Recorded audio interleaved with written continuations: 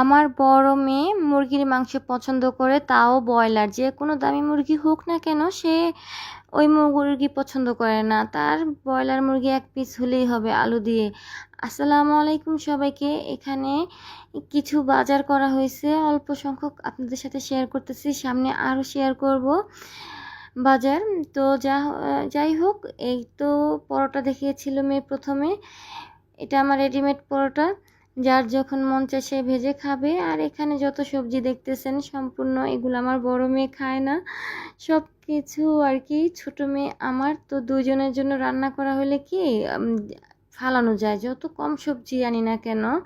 এখানে যে বিটরুট আনা হয়েছে, সব সবজি। আর মিষ্টি কুমড়টা আমার বড় মেয়ে খায়।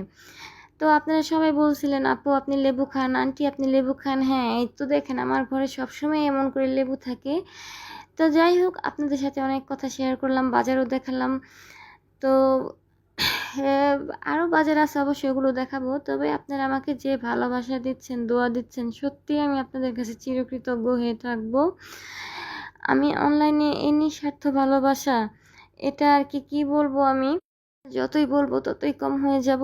আমি ঋণী হয়ে থাকবো সবসময়। সবসময় এভাবে আপনারা দোয়া দিয়ে আমার পাশে থাকবেন। আপনাদের একটা ভালো কমেন্ট দেখলে বিশ্বাস করেন অনেক ভালো লাগে, তারপর আবার কান্নাও চলে আসে। যাই হোক, আমার হাজব্যান্ড এবং 2 মেয়ের জন্য দোয়া করবেন, আমিও দোয়া করি আপনাদের জন্য। আল্লাহ হাফেজ।